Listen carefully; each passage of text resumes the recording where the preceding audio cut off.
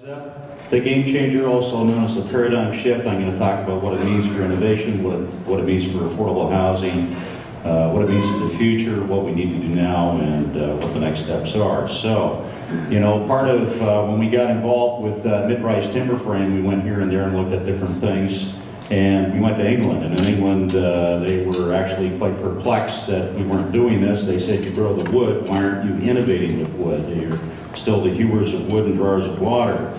So I said, well, there's big opposition to this. They say it's not environmentally sound, and they didn't get that. So it was quite a learning experience over there because they're doing 10-story buildings. But they're also doing it in Denmark, they're doing it in Sweden, they're doing it in Norway, and they're promoting it, they're innovating with it. The hometown of IKEA is Vaxholm in Sweden. It's the greenest city in the world, so they say. And all of their apartment buildings are made of wood. So, and very innovative low unemployment rates there. They're doing it in the U.S. In fact, the U.S. is going way ahead. They've got a build green strategy down there. They're doing 2 stories of concrete, 6 stories of wood, and very innovative stuff all over the place. Great designs and adding to the supply of housing.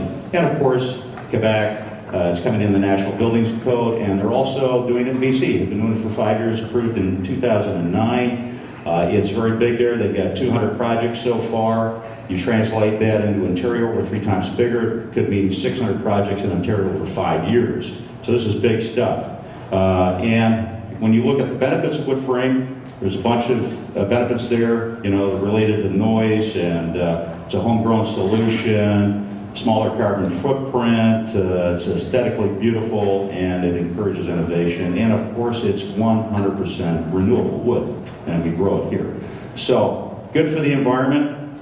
In fact, in the States, they're actually measuring things like how many cars they can take off the road, good for global warming. They're also bringing in things like cogeneration and geothermal, doing a lot of that in BC. And you end up with nicely scaled communities too. You get that 6-story product that we really don't have here to that extent. So in BC, for example, and we were out there with Bill and the OHBA and Rescott, these are a couple of pictures of UBC on the left, and that's a site on the Fraser River on the right. Dynamic fit buildings, look beautiful. And also very good for seismic activity. It leads to innovation. This is opening the door for innovation for the industry, which is badly needed because innovation ties right into productivity improvements. And it ties into education, R&D jobs, building it backwards into institutions like George Brown College and Ryerson and so on. And it will create net new opportunities. Also, it's going to be a boost for manufacturing in Ontario, which we need very badly here. I don't have to tell you about how many manufacturing jobs we're losing. And off-site construction that this provides is really good. It's dry, it's safer, you get a more precise product, and then you can start adding components to that. Possibly of even greater importance is that you save time when you put up these buildings, and time is money, we know that, and money equals affordability, and it's less inconvenient to neighborhoods, for example, in infill situations where they might be going up. And it's perfect for rental, because of course in rental, you want to get buildings up faster so you can rent them faster. Even better, Northern Ontario, that forgotten part of Ontario, that huge mass north of us that desperately needs manufacturing jobs and innovation. They're losing jobs to paper.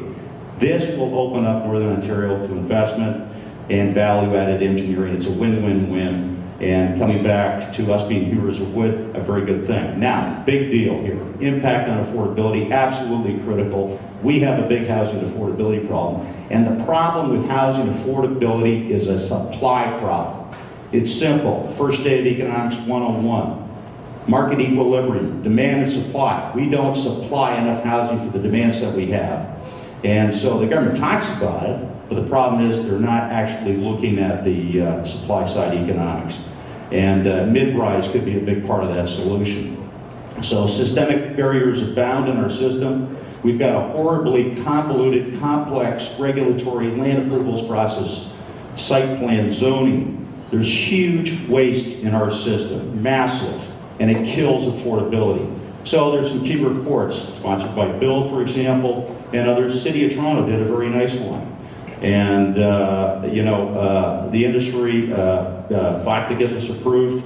But we need to be more like BC. In BC, all hands are on deck out there. They are aligned, supporting this. They want to be number one in timber frame building and innovation. So we need more to make this happen. We finally got it approved in Ontario, and now we can deal with the outstanding problems, and there's quite a few. So, with the growth plan, smart growth, clean belts, all that stuff, they brought in all these things, massive changes in the industry, but very little was done to actually facilitate builders doing what we do is build it within the existing boundaries. So NIMBYism still reigns supreme, and housing affordability is the victim of that, and the victim of, as I mentioned, the approvals process that we have. So what are the big changes since the growth plan and all that stuff? Well, 70% 10 years ago, 70% of our market used to be low-rise, now 60% is high-rise. Not bad, but we're not building housing for working families anymore, and our economy cannot be sustained on that. So we have to fix this problem. So is mid-rise going to be the solution to that? It's a big chunk of it. It's going to get us started in the right direction. And of course, that's critical for living standards, productivity, health, and all of those things. So what do we need? We need a task force, both at the provincial and federal level, to really drive this, to get everybody on the same page, get rid of the naysayers, and get to where we need to go, which is going to be higher, because everyone else is going higher, and they're all ahead of us. Why do we always have to be last in Ontario to innovate? We should be number one. BC's got it. We need it. Thank you.